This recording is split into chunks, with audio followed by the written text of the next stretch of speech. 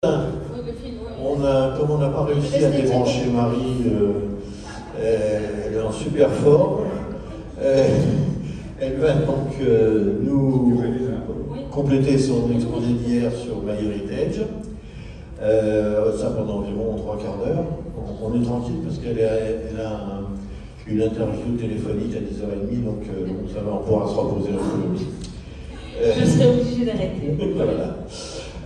Ensuite, à 11h, on a un Zoom avec François Lerebourg, qui est le directeur de Généatique, qui nous expliquera un petit peu sa façon de voir la généalogie et la généalogie informatique dans l'avenir.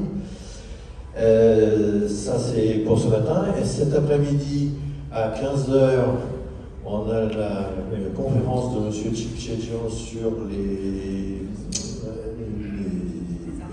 Arméniens, merci, qui sera suivi à 17h par la conférence de M. Boudon sur les secrets de Joachim Martin, le charpentier qui avait caché son journal intime sous un plancher. Voilà, et après ça, on terminera par ce qu'on appellera la cérémonie de clôture. Alors cette cérémonie de clôture, on la fera ici. J'ai reçu hier de la part de Valérie un texte qu'elle nous a demandé de vous lire. Elle aurait évidemment préféré être là pour le faire elle-même, mais bon. Et puis, on essaiera de faire des photos de famille. Hein. On verra ça tout à l'heure. Voilà, je laisse la parole à Marie. Merci Jean, merci à la Fédération encore pour votre gentille invitation et cette super semaine autour de l'avenir de la généalogie. Donc, on a récupéré les images, donc du coup, et puis on a récupéré de la fête aussi hier. Donc du coup, oh là, il y a du Larsen. Je m'éloigne un petit peu, non? Ça va mieux? Oui, il y a du Larsen. C'est peut-être parce que je suis trop près du... Voilà, ok. On va faire comme ça. Voilà, alors on a récupéré les images comparées hier, donc ça c'est vraiment très chouette. Parce que du coup, je vais pouvoir vous montrer comment utiliser le moteur de recherche MyHeritage et les outils photo. Donc, qui sont deux aspects que j'avais abordés brièvement hier. Ouais, ça commence un peu. Donc voilà, alors, comme je le disais hier, MyHeritage, c'est la première plateforme de généalogie commerciale en Europe et nous sommes très fiers et très heureux de proposer du contenu pour le monde entier, mais d'être les premiers en Europe avec 96, vous avez vu, j'ai retenu 96 millions d'utilisateurs, un peu plus maintenant d'ailleurs, 18 milliards, les chiffres sont pas tout à fait à jour, de collections historiques, des milliards de profils et supportés dans 42 langues. Alors moi je crois que je ne dois plus, étant donné que c'est un des jours, je ne dois plus me présenter à vous, mais au cas où, voilà, je m'appelle Marie Clapin, je suis généalogiste et représentante de MyHeritage en France et en Belgique. Et donc voilà, comment rechercher pratiquement ses ancêtres dans les collections MyHeritage. Là où hier on a plus abordé la vision d'avenir et comment MyHeritage envisageait le futur de la généalogie, là vraiment on va voir le côté pratique et comment concrètement utiliser les outils MyHeritage et principalement le moteur de recherche SuperSearch, qui est le moteur de recherche qui nous permet de fouiller dans les 18,5, probablement 7 maintenant, milliards de collections historiques. Alors, comment ça se présente quand vous arrivez sur le site, sur la homepage de MyHeritage? Eh bien, vous arrivez sur cette page-ci qui vous permet d'effectuer des recherches. Alors, vous avez le moteur de recherche au-dessus général, dans lequel vous pouvez, qui n'est pas de pointeur, mais dans lequel vous avez au-dessus voilà, un menu où vous pouvez rentrer les données, nom, prénom, date, et rajouter des éléments pour recherche, ou vous pouvez déjà choisir par catégorie de recherche. Donc, recensement, arbre généalogique, naissance, mariage, décès, etc. Vous pouvez déjà filtrer à partir de la page d'arrivée du moteur de recherche. Vous pouvez déjà filtrer la catégorie de recherche qui vous plaira de rechercher. Et si vous voulez absolument passer au peigne fin l'ensemble des collections, alors c'est le menu au-dessus qu'il faudra utiliser. Et dans ce cas-là, les données rentrées au-dessus iront chercher, donc balayer dans toutes les collections de tout pays. Après, il y a moyen de mettre un filtre par géographie, par origine et par période aussi. Mais voilà, soit vous pouvez faire partout et voir ce qui sort, ou alors vous pouvez déjà dès le départ choisir la catégorie d'archives que vous désirez. Et vous le voyez dans le menu général central de SuperSearch, donc le super moteur de recherche, il y a également moyen de rajouter des données par rapport aux parents, père, mère, enfant, lieu, etc. Et de choisir si oui ou non vous mettez une occurrence exacte ou pas.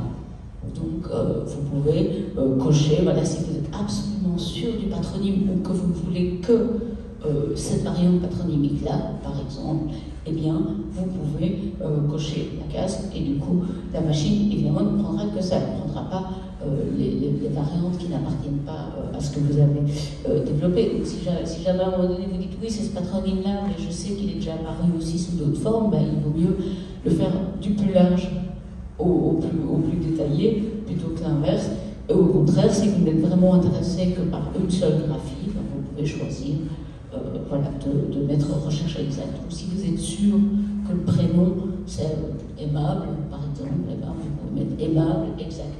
Et du coup, ça éliminera toutes les occurrences qui ne sont pas aimables. Je prends aimable parce que c'est un de mes repères préférés. Voilà. Et donc, vous avez également sur cette page, en dessous, vous avez la possibilité de filtrer par les collections récemment ajoutées chez MyHeritage. Hier, je vous expliquais que MyHeritage, toutes les semaines et quasi presque tous les jours, rajoute des nouvelles collections à son portefeuille, voilà, via des accords avec des archives, via des accords avec des associations, voilà, via des acquisitions. Et donc, vous avez aussi la possibilité, si vous venez régulièrement sur le site, de choisir sur la page en dessous, donc la page où il y a le moteur de recherche et puis les différents types de collections. En dessous, vous avez collections récemment ajoutées. Et là, vous verrez des collections de la semaine qui vient de s'écouler. Et vous avez directement une porte d'entrée vers un moteur de recherche qui ne fera une recherche que dans ces collections-là.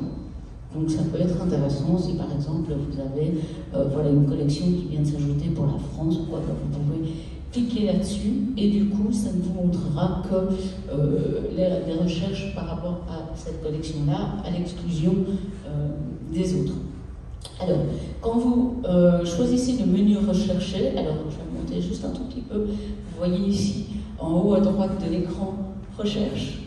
Donc voilà, il y a accueil, arbre, découverte, photo, le mot que je n'ai pas le droit de prononcer en France et recherche. Et vous prenez recherche et quand on clique sur ce menu recherche, voici ce qui s'affiche. Donc le catalogue des collections. Donc on peut choisir par collection directement ou par type d'archive. Donc naissance, mariage, décès, recensement, archive militaire, archive de presse, voilà, toutes sortes de super chouettes choses, de super chouettes collections, photos. Et alors, vous pouvez également choisir l'option rechercher dans toutes les données. Et rechercher dans toutes les données, du coup, ça va, comme je le disais tout à l'heure, passer en revue l'ensemble des collections MyHeritage, donc quand même il y a des milliards de documents, c'est pas rien, en fonction des informations que vous allez insuffler dans le moteur de recherche. Et vous pouvez aussi, ben voilà, par exemple, dire, non, mais moi ce qui m'intéresse, c'est les naissances, mariages, décès, je vais prendre les naissances, mariages, décès. Vous pouvez choisir la catégorie de collection que vous préférez. On a également un outil. Il y a aussi des collections d'immigration. Et on a également un outil que vous voyez dans la liste en bas, qui n'a pas été traduit parce que c'est le nom de la fonctionnalité. En général, chez MyHeritage, les noms de fonctionnalités ne sont pas traduits, les noms de produits ne sont pas traduits. Voilà, à l'exception de tout le reste. C'est Census Helper, ça veut dire c'est surtout pour le recensement aux États-Unis et en Grande-Bretagne, où vous allez rentrer les données par rapport à un ancêtre et il va classer dans tous les recensements de la collection MyHeritage, il va classer des occurrences et il va essayer l'algorithme, parce que ça c'est une des grosses forces de MyHeritage, c'est que l'algorithme va vous classer des résultats de recherche et également dire ah ben par exemple on vient d'avoir le lancement la publication des Archives nationales américaines vient de publier le recensement de 1950, ce qui est vraiment super intéressant parce que tous les immigrés aux États-Unis des années 30 et 40 ben, du coup sont dans le recensement de 1950 et il va pouvoir vous les classifier et pouvoir vous dire ah ben voilà, cet ancêtre-là, on le retrouve dans le recensement de 1940, mais attention, on le retrouve aussi dans le recensement de 1950, et vous vous envoyez une liste de suggestions. Un peu comme hier, je vous parlais de phototaggers pour les identifications de photos, et bien c'est la même chose, mais pour les recensements. Donc ça, c'est vraiment très très chouette, c'est un outil que j'aime beaucoup et que j'utilise beaucoup au quotidien comme généalogiste. Voilà. Et donc, par exemple, voilà, dans le catalogue des collections, vous avez ici une liste, vous avez la liste des collections possibles. Alors moi, ce que j'utilise beaucoup, c'est d'abord la colonne de droite. Parce qu'en fait, la colonne de droite, ici, à droite, vous avez les dates de publication. Et donc, je regarde d'abord, je peux d'abord trier quelles sont les collections arrivées en dernier. Et du coup, travailler avec les collections que je n'ai peut-être pas encore eu l'occasion de rechercher avant. Et bien entendu, on a le menu de gauche avec la possibilité d'affiner la recherche par lieu, par type de collection, par lieu géographique. Donc, sur le menu de gauche, vous pouvez, c'est tout à fait cliquable, et vous pouvez choisir, moi ce qui m'intéresse, naissance, mariage, décès, entre 1800 et 1890, par exemple, pour la France. Et là, vous pouvez à chaque fois moduler en fonction de votre recherche, parce que comme MyHeritage a des collections dans le monde entier, forcément c'est important d'affiner la recherche en fonction de ce que vous cherchez. Si maintenant vous allez chercher, si vous cherchez une donnée aux États-Unis, mais vous sélectionnez en France, évidemment ça ne va pas sortir.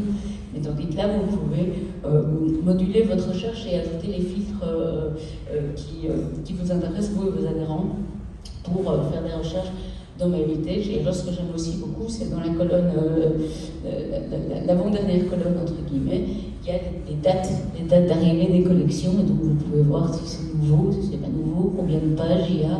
Et en général, dès qu'il y a un petit point d'interrogation au-dessus d'une mention de collection, vous pouvez passer dessus avec votre souris ou avec votre tracker, et vous aurez des informations sur la collection. Donc la date extrême, la définition de la collection, ce qu'elle recouvre exactement, etc. Ça peut être très intéressant si vous avez des ancêtres à l'étranger, parce que parfois on est très familiarisé avec les collections dans lesquelles on a fort l'habitude de chercher, mais les collections à l'étranger, beaucoup moins. Donc, du coup, au moins, se familiariser avec la collection et dire, voilà, les collections de registres d'immigration de Norvège, par exemple, qui sont arrivées en juillet passé chez MyHeritage, eh bien, en quoi consiste cette collection, ce qu'elle recouvre, etc. Ce qui est important aussi de savoir, c'est qu'en général, souvent, quand on a un gros arrivage de collection, et on en a de plus en plus chez MyHeritage, on publie un blog, on publie un article de blog avec la description des collections. Donc du coup, ça vous permet de savoir un peu ce que recouvrent ces collections et ce qu'elles contiennent et si elles sont pertinentes ou non pour votre recherche. Et donc toujours dans le catalogue des collections ici, voilà, je vous ai montré que je fais j'ai rajouté le filtre Europe. Et donc du coup, voilà, Europe, catalogue des collections, et j'ai affiné par date. Et une des premières collections qui arrive, évidemment, c'est les liens avec les arbres généalogiques, qui sont arrivés dans le Jérôme MyHeritage l'année passée. Et par exemple, mettons qu'ici, je cherche très bien, donc le menu de naissance, mariage, décès, mettons que je ne veuille faire une recherche que là-dessus, que là-dedans, eh bien, je vais pouvoir utiliser le moteur de recherche, rajouter tous les éléments. Vous voyez qu'au niveau du choix de menu, c'est assez fourni, c'est assez large, de rajouter tous les éléments qu'il me plaît dans ma recherche. Vous avez la petite description de ce que regroupe le menu au-dessus, et vous avez également la possibilité de faire une recherche soit classique, soit avancée, et si c'est une recherche avancée, bien, du coup vous avez beaucoup plus d'options par rapport au choix, aux variantes patronymiques, par rapport à la phonétique par rapport à la famille, rajouter des parents, mère, épouse, plusieurs épouses, enfants, frères, sœurs, etc. En fonction des informations que vous avez par exemple déjà dans un acte. Et ici, on a le menu avancé où vous voyez les différentes possibilités, vous voyez que c'est quand même pas mal. Vous pouvez tout cocher ou rien cocher. Et vous pouvez choisir d'adapter votre recherche. Et moi, ce que je conseille toujours, c'est de moduler. Si vous faites trop si vous cochez trop et que vous réduisez votre possibilité de champ de recherche et que vous voyez que ça ne donne pas de résultat, ben, élargissez. Et puis après, ben, comme ça, jouez un peu comme un peu avec le zoom d'un appareil photo. Vous prenez beaucoup de critères, peu de critères, vous enlevez un critère. En fait, il faut voir ça comme un exercice de maths.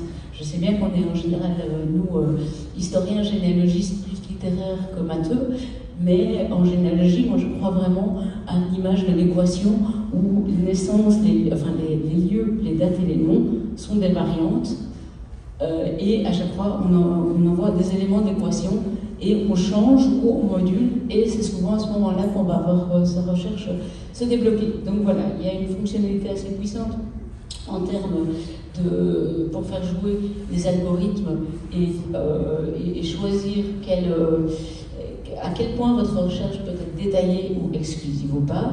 Et de même, ici, ben voilà, vous pouvez rajouter père, mère, enfant, partenaire, en rajouter plusieurs, rajouter les noms.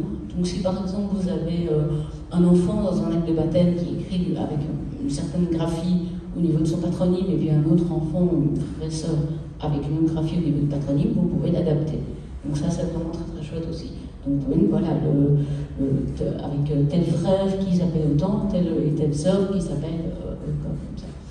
Donc ça, c'est vraiment quelque chose de très pratique. Et alors, vous avez également à droite des suggestions de connexions connexes, annexes par rapport à votre collection à vous. On vous fait, je vous fais des suggestions de recherche de collections, d'autres collections sur le site qui pourraient peut-être vous être intéressantes pour votre recherche par rapport au satellite de la collection, par exemple ici, de naissance, mariage et décès.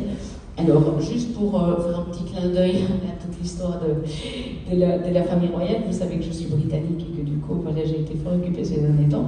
On a également une grosse collection de journaux, de presse. Donc ici, quand on voit la liste des différentes possibilités, ben on a une belle collection d'archives de presse. Alors, j'ai choisi évidemment la reine Elisabeth, mais c'était un petit clin d'œil, mais au-delà du clin d'œil, de ce qu'on peut retrouver dans les... je m'excuse pour le film, voilà.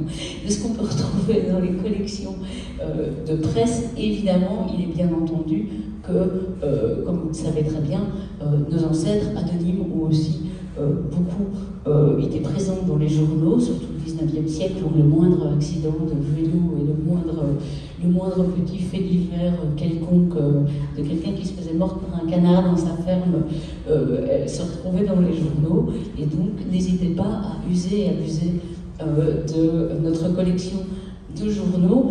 On a une super fonction mots-clés qui vous permet du coup par thématique de lieu, par exemple, ou de profession, ou de n'importe quel sujet, entre guillemets, de rentrer le mot-clé désiré dans le moteur de recherche, de le mettre ou non en exclusif, et de voir ce qui ressort. Voilà. Donc par exemple, moi j'avais tenté avec la reine Elisabeth, forcément, vu la récente actualité, et j'étais tombée sur cette magnifique une qui a fait l'admiration de mes collègues, et donc j'étais très contente. Mais bien entendu, il y a énormément de nos ancêtres, les anonymes, moins connus. Vous savez très bien ce qu'on dit toujours, l'histoire célèbre les grands hommes et la généalogie célèbre tout le monde. Moi je trouve ça très important. Et du coup, évidemment, n'hésitez pas à essayer pour vos ancêtres, pour nos aïeux moins illustres que Elisabeth. Donc voilà. Alors, outre la possibilité d'utiliser le moteur de recherche de Hermitage, Supersearch, qui est vraiment, dont la force est vraiment la puissance, et puis aussi le fait, comme je le disais hier, que les résultats peuvent venir au niveau traduit, alors pas les actes ni les articles évidemment, mais les index peuvent vous venir dans la langue de votre choix et dans le caractère alphabétique de votre choix, nous avons aussi des outils photos. Et ça, c'est quelque chose que moi, personnellement, j'adore. Vous l'avez entendu hier. Je vais vous montrer comment utiliser les outils photos de MyHeritage et comment préserver votre héritage visuel familial. Parce que ça, c'est vraiment quelque chose que j'aime beaucoup. Donc, de nouveau, dans cet onglet, je vais revenir un instant à la page d'accueil. Ici, vous avez le menu photo, qui est le menu entre, qui est le deuxième à partir de la droite. Voilà, le troisième à partir de la droite. Si on passe le mot, donc je n'ai pas le droit de prononcer. Et hop.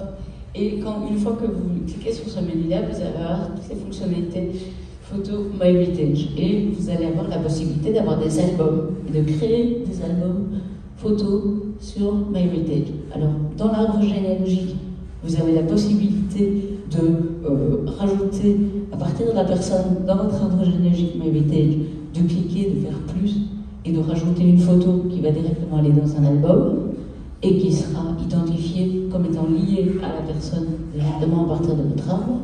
Mais vous pouvez également, et ça je trouve ça très intéressant pour tous les projets de recherche locaux en termes d'histoire de communes ou de projets de recherche collaboratifs par rapport à un régiment d'armée, par rapport à des soldats décédés pendant les guerres, ou par rapport à même un travail commun entre cousins, ou un projet de recherche commun entre généalogistes sur une thématique partagée, de téléverser les outils, les photos sur MyHeritage et de les utiliser, et alors de créer, ici à l'aide du menu à gauche, de créer un album dédié à cette thématique. Donc voilà, de créer par exemple, je ne sais pas moi, les poilus du monument aux morts de tel village, ou bien le cimetière de telle entité, ou les photos de telle localité. Voilà, les personnes, si maintenant vous vous lancez dans un projet de recherche d'identification de personnes dans un village pour une période donnée, eh bien vous pouvez créer un album dédié, lui donner un titre et faire en sorte que les photos liées à cet album soient là et que toutes ces personnes avec un accès à MyHeritage puissent venir y rajouter les photos et créer un album. Donc ça, je trouve ça très très bien. Et au-delà du fait de pouvoir évidemment quelque part préserver la photo en la téléversant sur MyHeritage et du coup en la sauvegardant, ce qui est extraordinaire aussi, c'est les outils photo. Et donc, par exemple, ici, une fois que vous êtes sur une photo MyHeritage, vous pouvez bien entendu rajouter des étiquettes et identifier les ancêtres. Hier, je vous ai parlé de la nouvelle fonctionnalité PhotoTagger qui vous permet des suggestions d'identification en groupe. Mais si vous téléversez une photo comme ça, eh bien, vous savez aussi, voilà, les différentes personnes qui apparaissent sur la photo en dessous. Vous pouvez à chaque fois, en cliquant sur le nom, dire « Ah ben voilà, il s'agit de telle personne ». Et si cette personne est déjà dans votre arbre, il y aura une suggestion pour que vous l'alliez.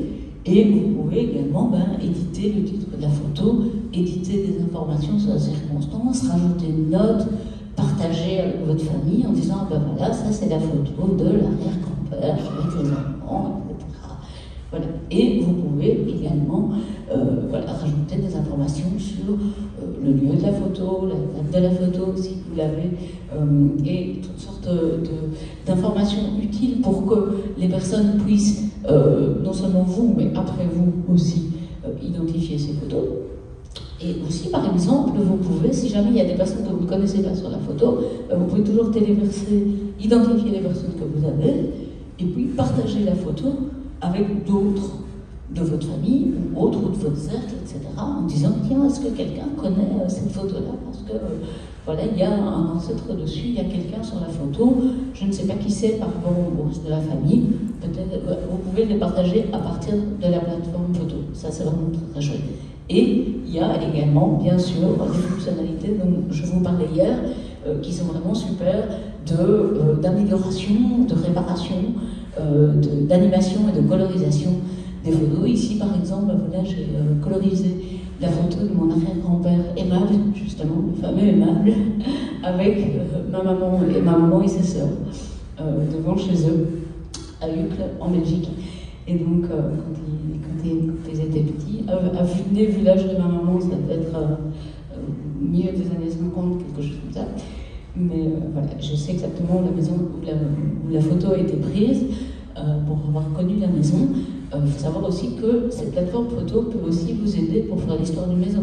Vous pouvez télécharger un bâtiment, créer un album en disant, voilà, l'histoire de la maison, une telle, ou l'histoire du bâtiment, une telle, de telle année à telle année, et rajouter dessus, faire un album dédié avec toutes les évolutions d'un lieu, par exemple. Ça peut être super intéressant. Vous pouvez également télécharger des images, donc pas juste des photos. Donc si vous avez par exemple trouvé une carte qui mentionne un lieu-dit, une ferme ou quelque chose, et que vous voulez créer un album qui montre la ferme au XVIIIe siècle, et puis l'implantation qui a lieu à cet endroit-là au XIXe, et puis le XXe, etc., jusqu'à l'immeuble qui est maintenant en lieu et place de cet endroit-là, en 2022, il y a tout à fait moyen. Et donc vous pouvez passer des outils photos magiques de MyHeritage, donc les outils de réparation photo. Donc ici, vous avez par exemple l'exemple de la fonction avant-après. Hier, je vous disais, il y a moyen de téléverser après, de télécharger sur votre ordinateur à partir de la plateforme photo la photo originale, la photo réparée ou l'avant-après. Et bien donc ici, c'est un exemple d'avant-après de photos de mariage où on voit qu'à droite, on a gagné en netteté et on a gagné en clarté par rapport à la photo, ce qui permet parfois d'identifier plus facilement les intervenants de la photo, et puis aussi de mieux analyser les vêtements, le contexte, etc. Si jamais on n'a pas une idée précise de la période ou de la date de la photo, ça permet de bien cerner les choses. Idem, supprimer les photos, les améliorer, leur rendre un peu plus de netteté. Vous voyez ici que dans mon exemple, voilà, à gauche, la photo est assez floue. Bon, elle est jolie, c'est pas ça, elle est jolie, elle, mais c'est pas ça, mais en passant l'outil photo, et en fait, vous avez la ligne au milieu qui se répare, vous pouvez jouer avec le curseur et passer de l'un à l'autre pour voir le résultat.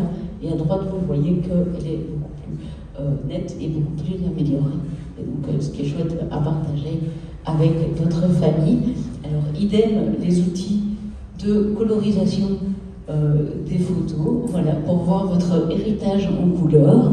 Alors, ça marche autant avec des photos noir et blanc, au départ de noir et blanc, voilà, et comme je le disais hier, bien sûr, on n'est pas sûr à 100% que ce sera des couleurs, ce sera exactement comme, mais ça s'en approche de plus en plus, et le logiciel à chaque fois fait des mises à jour avec des améliorations pour avoir un rendu le plus fidèle ou le plus intéressant possible par rapport à la photo d'origine, comme on le voit ici avec le cheval, et également sur des photos couleurs, où on voit que des photos couleurs du début du siècle, etc., on voit que ça ravive les couleurs et ça permet de donner plus de détails. Et de nouveau, avec les curseurs, on peut s'amuser à voir l'avant-après, et c'est assez sympa. On avait fait chez Heritage pour l'anniversaire du débarquement de Normandie, on avait fait des colorisations des photos de l'idée, et ça donnait vraiment très très bien. Donc c'est chouette. Voilà. Et comme je le disais hier, les outils d'animation, donc Deep Nostalgia, la possibilité d'animer les visages des photos de vos ancêtres. Il y a une dame qui est venue m'aborder tout à l'heure en me disant, hier, en me disant, waouh, on a fait ça avec mon grand-père, et je suis tellement émue, j'arrive même presque plus à regarder, tellement c'est émouvant. Ben voilà, c'est le genre d'émotion et d'expérience que MyHeritage permet de vous faire vivre, et qui, moi, je trouve ça génial. Mais voilà, j'espère que vous le trouverez aussi. Et donc, les animations, il y a Deep Nostalgia, l'animation des visages, où vous pouvez téléverser la photo, passer le filtre Deep Nostalgia et choisir l'animation qui vous plaira. Parce que parfois, selon l'angle du visage, etc., il y a certains filtres qui fonctionnent mieux que d'autres, donc n'hésitez pas à en essayer plusieurs. Et alors, le petit nouveau, enfin celui qui est sorti à Woodstock 2022, Deep Story, qui vous permet de créer des animations. Il y a quelqu'un qui me l'a montré hier, j'étais très très émue de voir de voir le grand-père du monsieur s'animer sous mes yeux. Voilà. Et alors, Phototagueur, ce dont je vous parlais hier, avec la possibilité de choix, d'identification. Donc voilà, ici, dans 2 photos différentes, le système est allé chercher, c'est des photos que j'ai téléversées sur mon album, et le système est allé chercher des photos différentes. Vous voyez à gauche ici, bon, les deux au-dessus c'est la même, mais celle du dessus et celle du dessous, c'est la même personne, en haut un peu plus âgée, en bas un peu plus jeune, et le système est allé me dire est-ce qu'il s'agit bien de la même personne. Alors vous confirmez, vous infirmez, mais en l'occurrence, c'est une aïeule de mon mari. Il y a moyen de... Voilà, il est allé rechercher, il a reconnu que la photo du bas était la même personne que la photo du dessus, et il me demande la confirmation qu'il s'agit bien de la même personne. Et si je confirme, eh bien, je pourrais l'enregistrer dans mon arbre généalogique. Et du coup, quand j'irai sur son profil, à partir de mon arbre généalogique, eh bien, je pourrais voir qu'il s'agit bien, voilà, je pourrais voir l'image dans son album. Donc voilà, alors je voudrais absolument vous partager également, non sans oublier que, je ne sais pas s'il est là, mais le monsieur à qui je dois encore rendre son écran, on s'arrange dans la journée pour que je le lui rende, bien entendu, je ne voudrais pas rentrer à Bruxelles avec, il ne faut pas que j'oublie, c'est pour ça que je le dis maintenant, mais un outil qui est très très peu utilisé, et je me rends compte qu'il est mal connu des généalogistes et du grand public en France, c'est la base de connaissances MyHeritage. La base de connaissances MyHeritage vous permet de répondre à toutes vos questions, en tout cas le plus de questions possibles, par rapport à votre arbre généalogique, par rapport à l'utilisation de MyHeritage, par rapport aux outils photo, voilà, toutes les questions par rapport à la généalogie de manière générale, mais bon, ça je doute que en grand expérimenté que vous êtes, vous en ayez besoin, mais pour les personnes qui débutent par exemple, on a un cours de généalogie en ligne, qui est malheureusement pour l'instant juste en anglais, donc voilà, qui n'est pas disponible encore en français, mais il y a des articles dans la base de connaissances en français. Vous allez sur education.myheritage.fr, et là vous tomberez sur la base de connaissances en français avec un menu de recherche qui fonctionne un peu comme un wiki, avec la possibilité de rentrer voilà, une thématique qui vous intéresse et d'avoir des résultats d'articles ou de webinaires ou de vidéos. Voilà, vous avez des ancêtres en Belgique par exemple, vous avez en Belgique, vous allez avoir des pistes de recherche, vous allez avoir des informations, vous tapez état civil, vous allez avoir des informations, vous tapez arbre généalogique MyHeritage, vous allez avoir des suggestions d'aide, de réponse à vos questions, en tout cas par rapport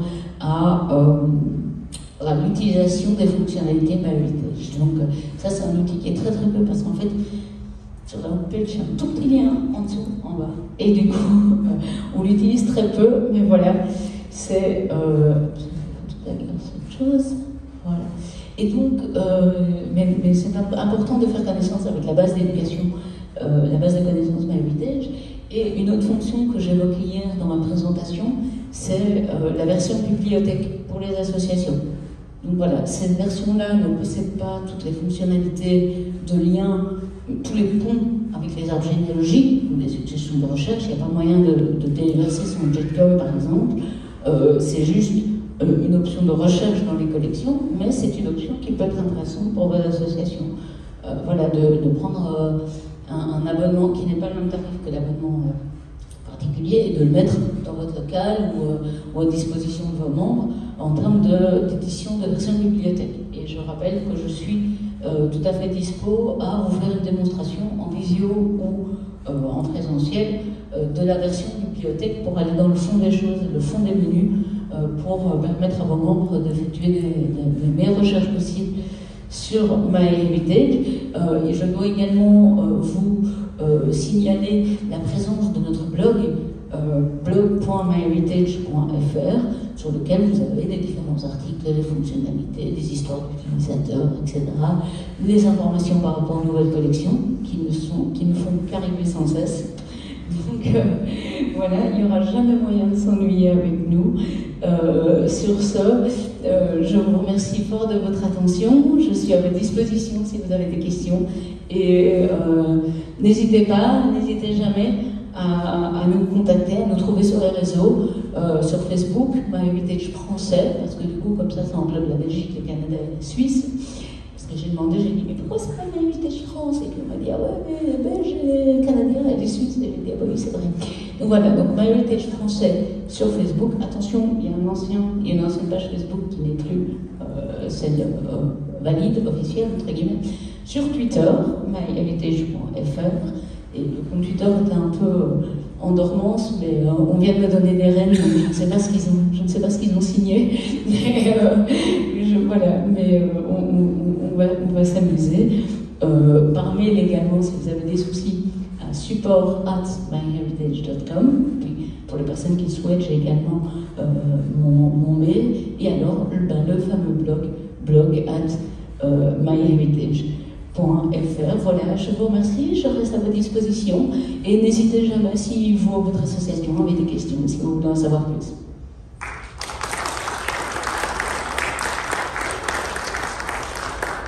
Merci Marie. Est-ce qu'il y a des questions?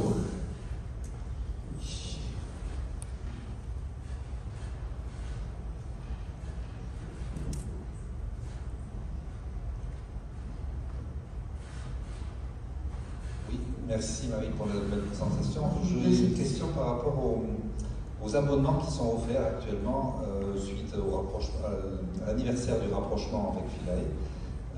J'ai pris un abonnement à prix réduit, donc My Heritage.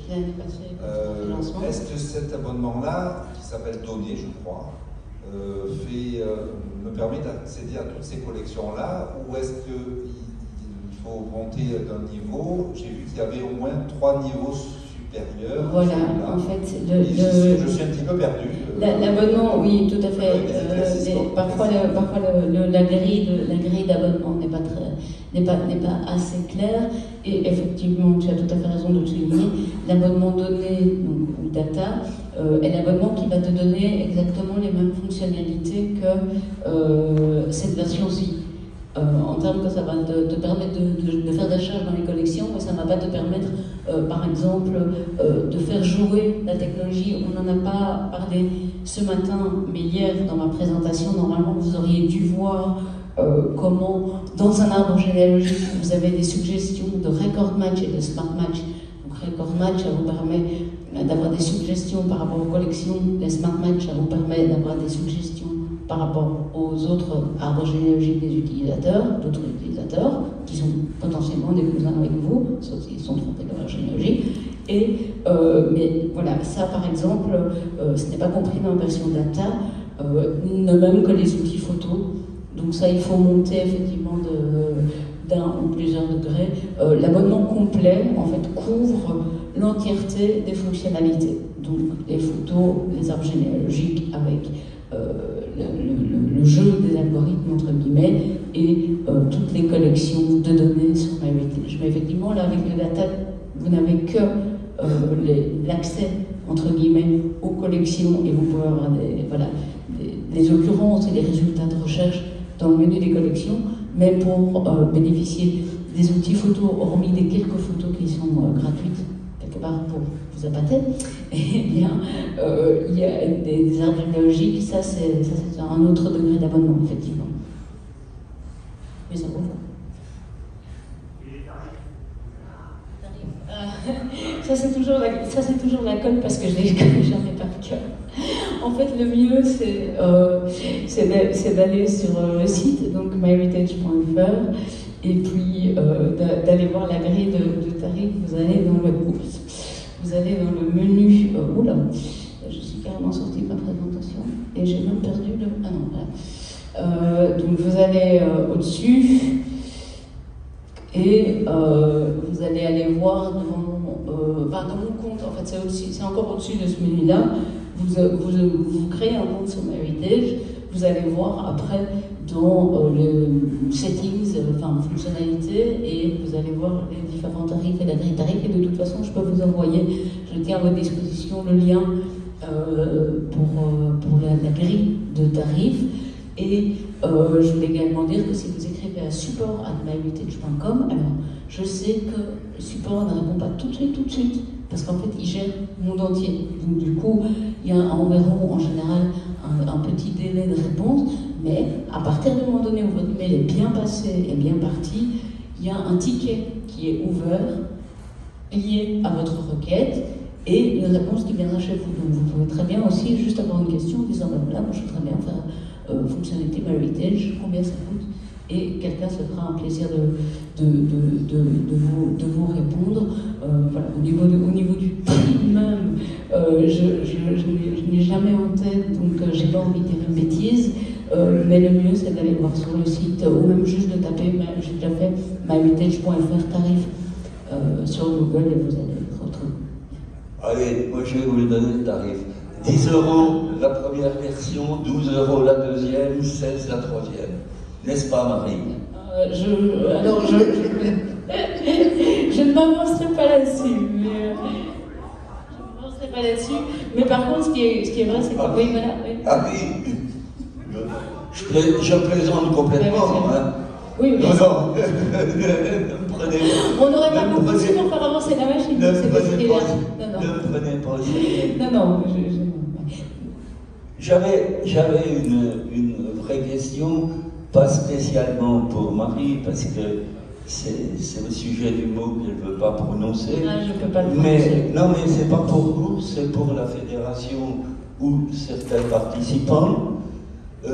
Certains n'ont pas ces réticences, et Généanet, par exemple, offre de renseigner des fichiers ADN et ainsi de suite. Personnellement, je n'y ai pas touché, mais est-ce qu'ils sont dans l'illégalité la plus complète ou est-ce que c'est possible et ce n'est pas aussi tabou que nous le dit Marie? A priori, ils sont à la limite de la loi. Et ils jouent avec ses mains. C'est bien parce que la loi n'est pas appliquée qu'ils n'ont pas de problème. Parce que c'est borderline, hein, j'allais dire comme on dit en français, mais c'est pas vraiment le cas. Ils sont à l'extrême limite de ce qu'ils peuvent faire. Et voilà, ils ne respectent pas la loi en fait. La loi n'est pas appliquée.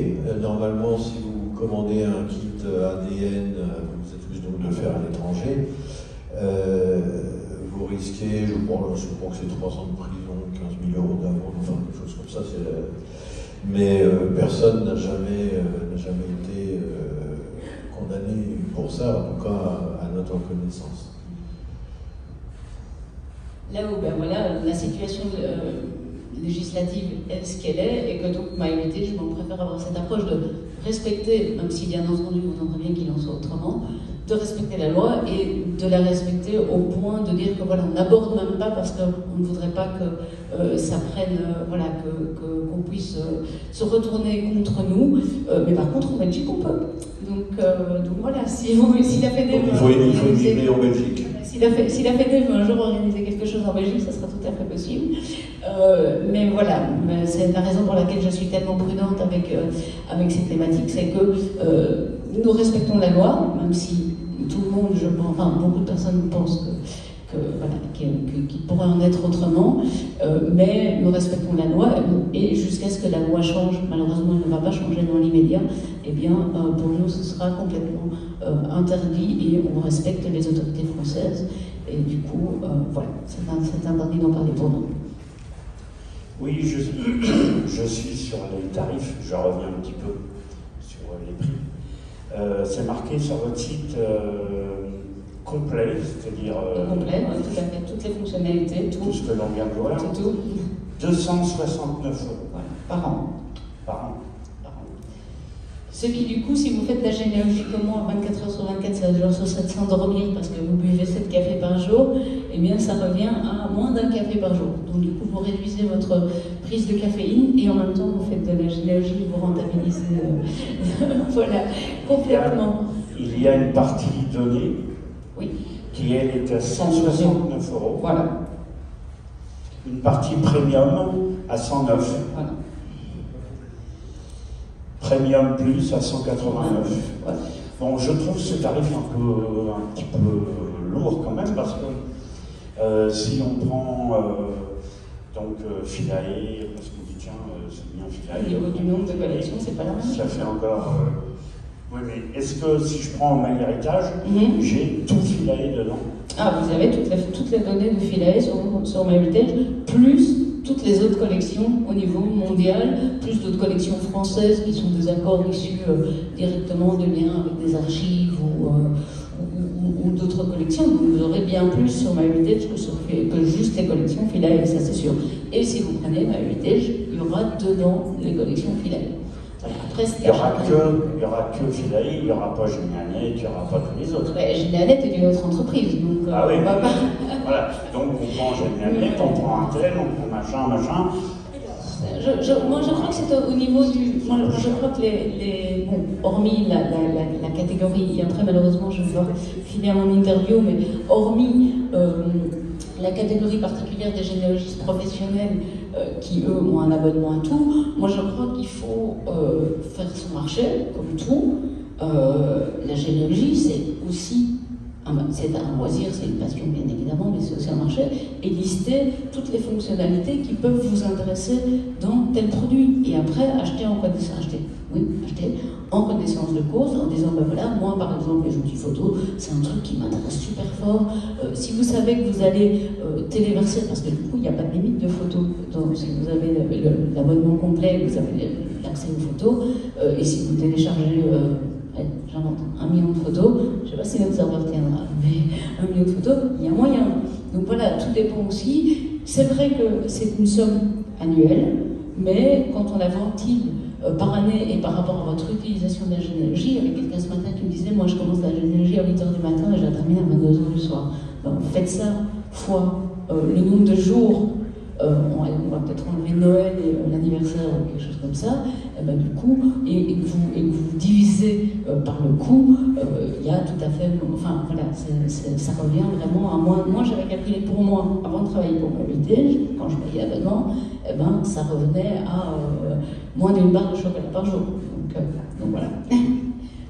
Le chocolat belge, bien sûr. Oui, évidemment, c'est le meilleur. Je vais devoir filer, mais si jamais il y a d'autres questions, je reste de toute façon à disposition. Bien, et le monsieur qui m'a très gentiment prêté l'écran, je ne sais pas s'il est là, mais si... Ah ben voilà.